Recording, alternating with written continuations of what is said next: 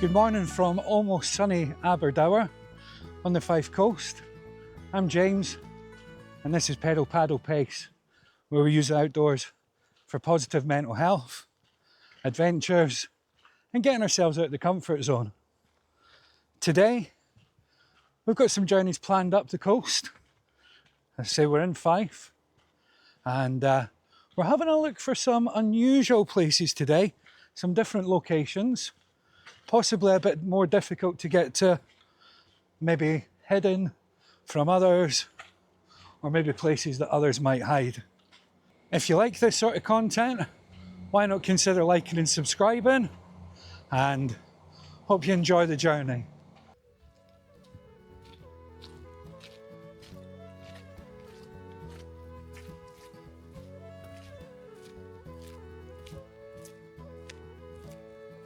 So this is the first of the caves that we're going to explore. This is called Court Caves, and created over thousands of years, and just with the water coming in and eroding away, much like what we saw last week when we were at the Bunnet Stain. Time, water and wind and erosion. Well, by the sounds of things, we managed to get to the shelter just in time. But we'll have a wee look around these ones here. I believe that the largest amount of Pictish artefacts remain here. It's absolutely pouring down outside, but we found a bit of respite here in the caves. So I mentioned that this was called Court Cave. It was given this name because a local tradition says that it was used as a court in the Middle Ages by the laird who lived at McDuff's castle. Other stories tell us that it was called Bark Cave as well. This is where the fishermen would bring their nets in and they would soak them in a preservative that was made up from the bark off of the trees. And there's also stories as well of James IV maybe getting into a bit of ruckus here, meeting up with a band of people, and possibly an altercation, a quarrel shall we say, developed maybe after a few too many, and he had to tell them exactly who he was. So it goes by a range of different names. It is mentioned it's the Court Cave here, but as I said, Court Cave, Bark Cave, a few other names there as well. But it's still chucking it down. The rain's got ahead of us again today, so hopefully it's going to ease off and we're going to make our way along to the next set of caves. This is the first one on the exploration. It's got two significant Pictish markings here, I believe. There's a lot of it's that fenced off though. I will try and get some footage for you, and then you can see behind the railings that we can't quite get through. They're just behind us here.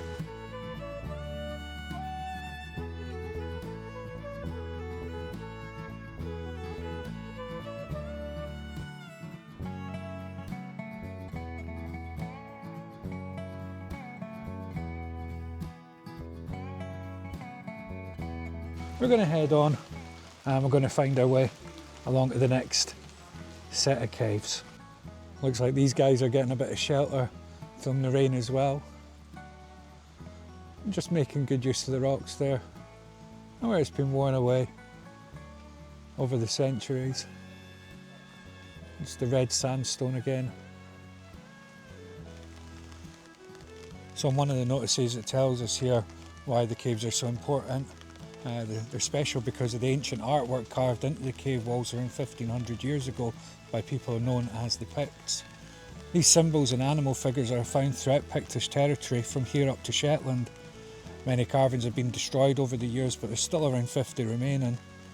Also on this site are crosses carved by the earliest Christian monks to visit the area, and the remains of both medieval castle and Victorian gasworks. This is probably a fine example of how they are worn away. Just over time, rocks, wind, water, just getting into them and just wearing away at the sandstone. Obviously worn away with human hand as well, where they might have dug in, making their carvings, leaving their mark again. Like we saw at the Bunnet Stain, people just trying to immortalise themselves by leaving their name and their record of being there.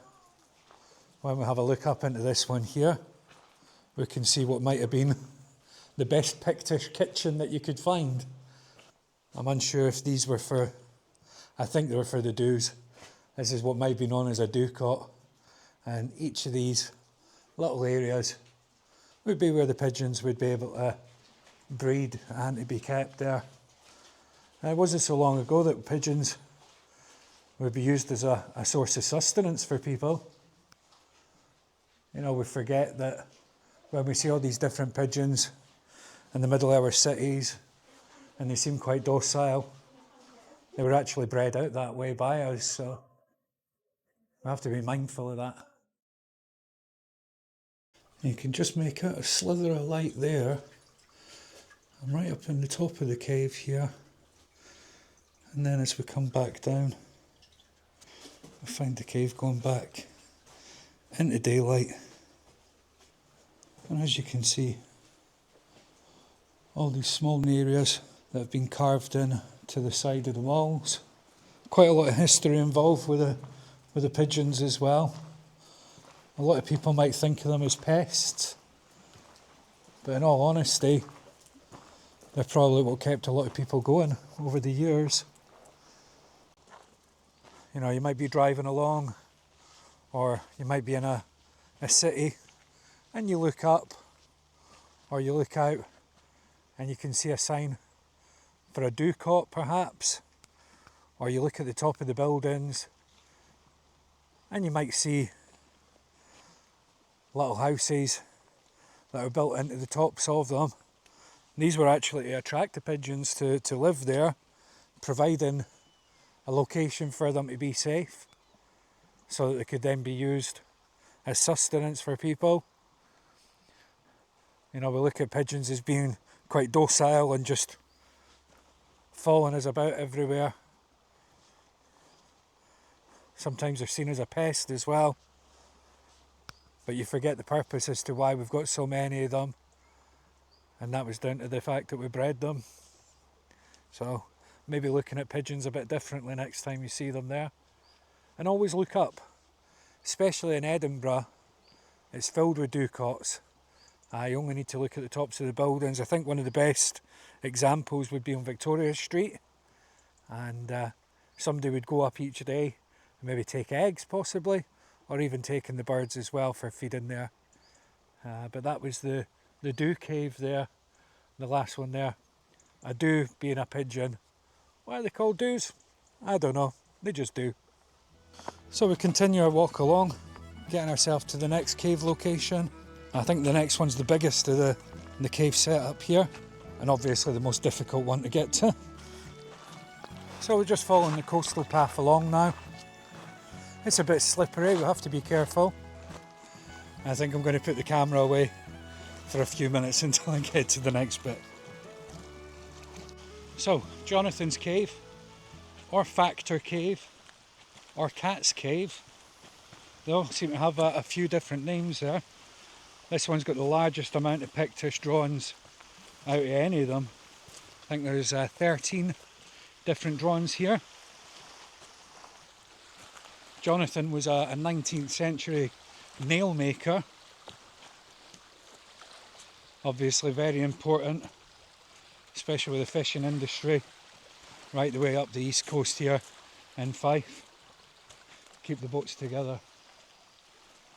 So we're going to have a quick look, possibly, or possibly not.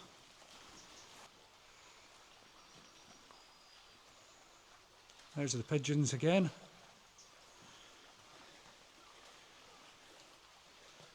And you can see on the metalwork where they've actually twisted it, it's to signify one of the Pictish drawings that are actually in there. So this is the boat. I believe you can see it a lot better on the camera than what you can do with the naked eye. But let's go and have a look. As you can hear, it's echoing away there.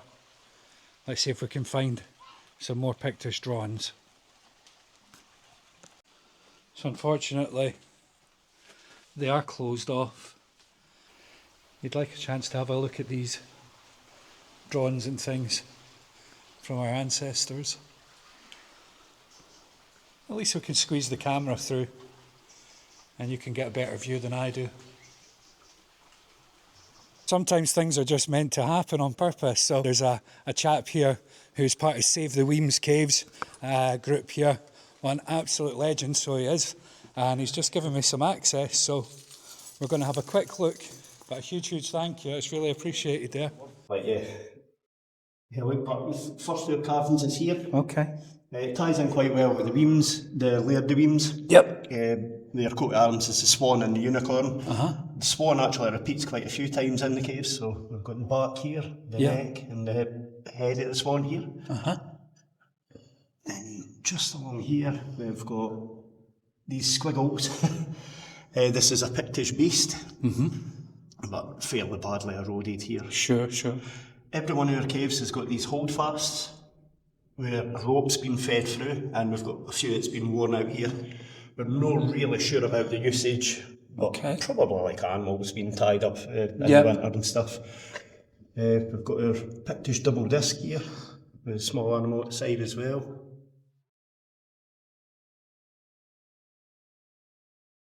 And then we come on to the salmon, and the cup marks. And just below that we've got this cannon, which is actually Pictish. It's a Pictish double disc, but somebody's converted later on into a cannon. Okay. But we actually done an archaeological dig on Doocots, and up above Doocots there used to be a gun position. Okay. Where there was 3 32-pound cannons, so maybe some ties to that. This section we've got shield shapes, double discs. Double disc again there, shapes. Shield shape again, and another Pictish beast. What's the significance of the double disc? We've no idea until we found our Rosetta Stone explaining what the Picts were thinking. Yeah, we're kind of at a loss. We've also got another holdfast. Then we're on to the false fish. This was done a lot later. The Picts never put smiley faces on the fish, so, but unfortunately they went over this guy. Which is a Pictish warrior stood in profile, so you've got his head here and legs coming off. And there was a photographic technique that we used where we were able to see his arm coming out and he's actually holding a spear. Okay. We've got another diving bird here. Wow.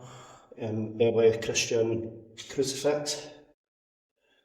And then we're on to the horse, which is one of our better carvings, but unfortunately suffered vandalism over the years. But roughly around about the beginning of the First World War, somebody took a few pot shots with a rifle and shot the horse in the face. And he's gained, much like myself, he's gained a belly over the years. Here you're probably better standing here to get this one, but you've got the wolf. I can see there. The camera picks them up so much better than the naked eye, to be honest. Sometimes if I put the torch on it would just flood it out as well. And we've got 3 tridents here. Believe they're a captive crucifix. They basically have been carried during pilgrimages. And our final carving is what we believe to be the oldest depiction of a boat in Scotland, if not Britain. So if you can imagine a Viking ship, you've got the bow coming to the stern. Wow, okay. You've got the oars. Yep. Steering oar, and right at the back you've got this wee guy. And that's what's signified in the metalwork on the gates as well, that we can see the boat there. That's fantastic, thank you so much. That's no problem. When I was talking with the tour guide from the Save East Weems Caves, we were talking about the Doo Cave here and how we have all of these notches in the wall. But in all honesty, he said that it might actually predate the use for pigeons. Why are they all different sizes? Why are they all different shapes? Were they maybe used for something else? Is there a possibility that other things might have been placed inside these spaces? Or maybe parts of something? Or maybe even parts of people? I believe that there has been a few skeletons that were exhumed. They were found here after one of the storms back in 2023. But I'm sure that it holds an awful lot of secrets. What do you think that they were used for? why not add your thoughts in the comments below.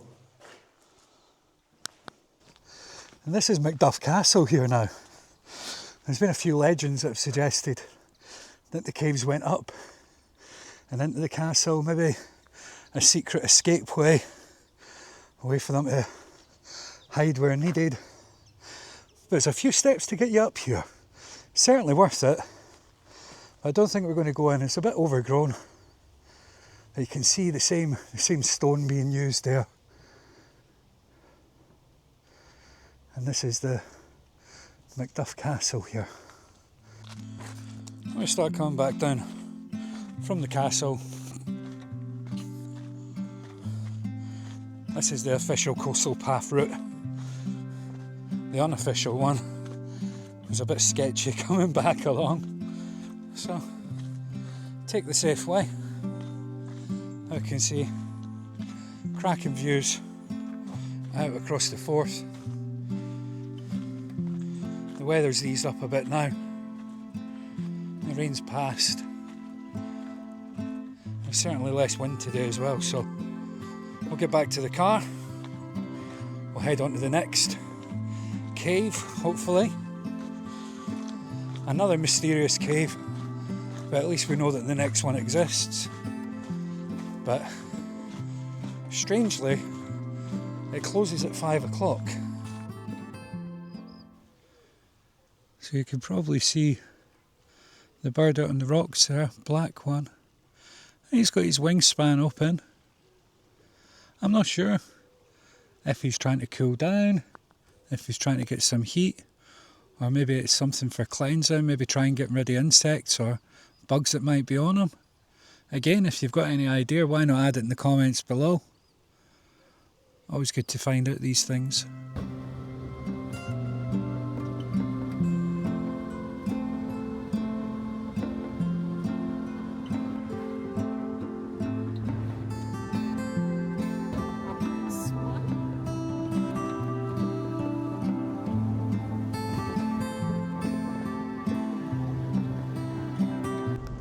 This is just passing Lower Largo there. That's the birthplace of Alexander Selkirk. If you haven't already checked out the original Robinson Crusoe, why not have a look there in the back catalogue. So our next stop then finds us in the fishing town of Pigeon Hole. Lots of history here. And like we said before, when we did our real Robinson Crusoe video, it's a really artistic area right the way up the east coast of Fife. Got a number of different art galleries, cafes, and just nice places to visit. Some of the local artists' work. This is the Weem Gallery. And then across the road, we've got the Fisher Gallery as well.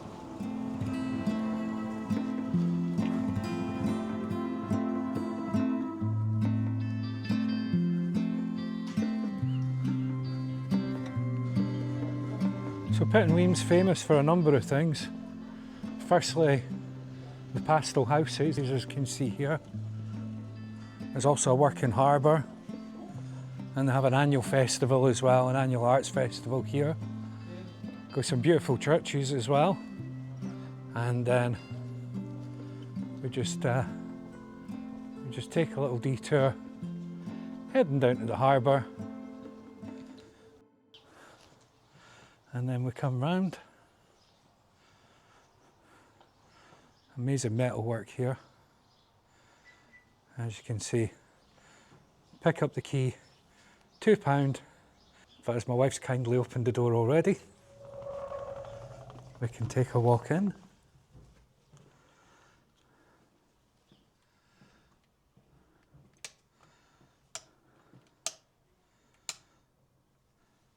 And we can see what it's got to offer.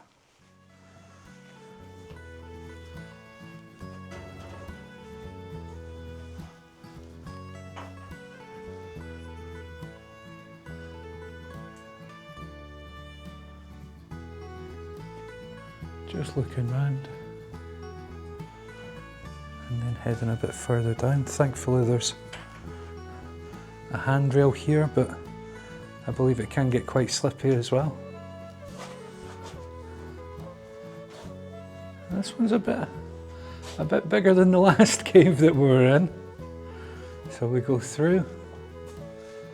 Oh wow.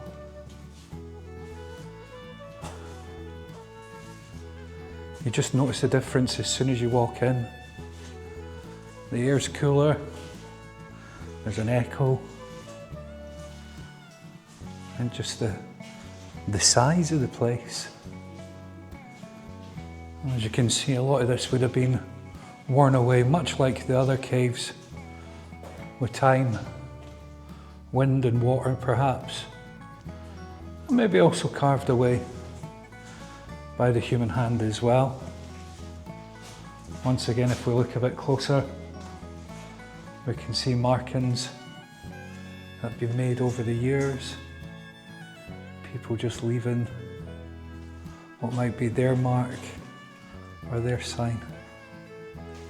The blackness here, I would assume that that's from where there's been fires that have been lit. You usually find that in caves.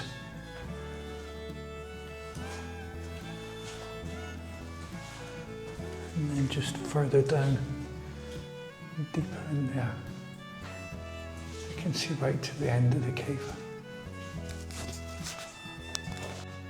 The cave comes with light in now, running water, 2 bedrooms, very desirable, and £2 to get in as well with a £10 deposit. It's a wee bit damp though, maybe not the best place to stop and stay when you're in Pigeon. I'm just looking through. The camera picks up so much better than the naked eye does. I'm just looking and seeing if there's any markings that we might not pick up ourselves.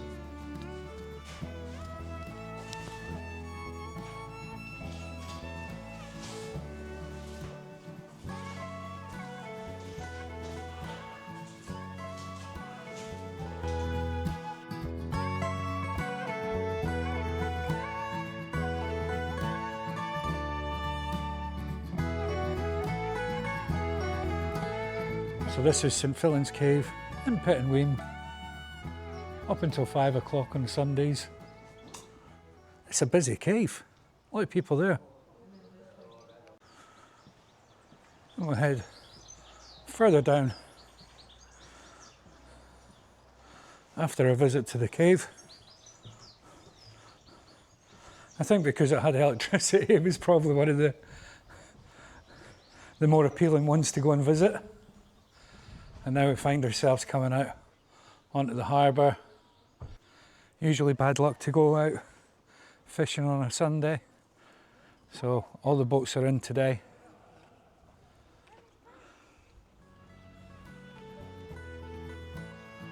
I'm sure they'll be back out again in no time at all. There's one in from Kirkwall. Arrange others as well.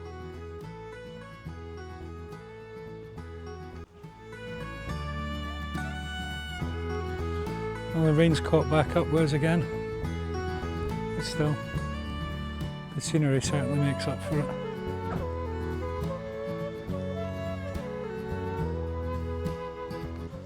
Circle of Pigeon, checking out the cave, which was the main reason we came here, but seeing a few other sights as well.